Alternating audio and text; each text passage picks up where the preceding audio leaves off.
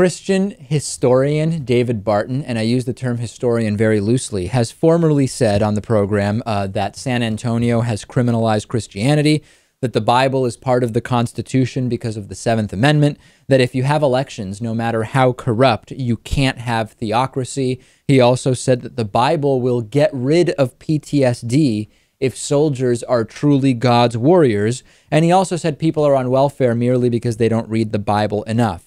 He is now reminiscing on video, you're going to love this, about the days when churches would have approval rights over movies. If the church didn't like a movie, it wouldn't be released. And he also says, I've heard about using the Bible to reduce the debt. We heard that recently from a newly elected Republican. But David Barton says, we need to use the Bible for computer programming. Listen to this. Which is why we get the right to confront our accusers in the Sixth Amendment. We took that right from Jesus.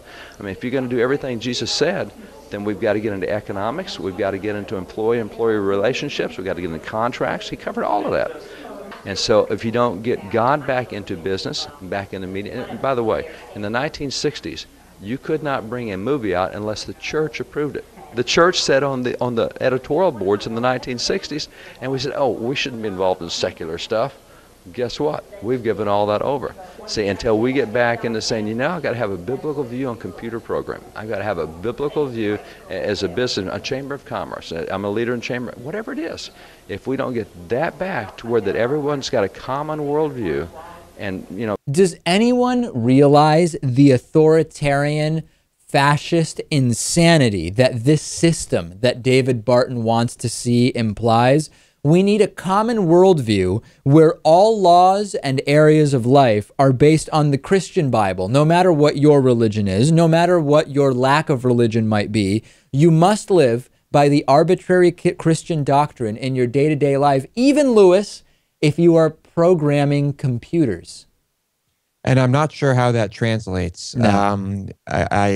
You know, maybe we'd have to ask a computer programmer. Maybe there's something I'm missing here.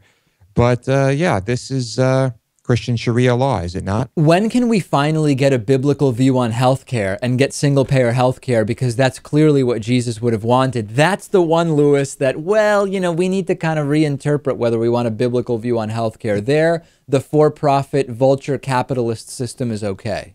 Actually, did you know that Jesus was the CEO of a health insurance company? Most people don't know that. He was the CEO of Adam and Eve Mutual Insurance Company, apparently. This is sickening, and the most sickening part is there's a non-zero percentage of the population in this country that sees a guy like David Barton as one of the good guys.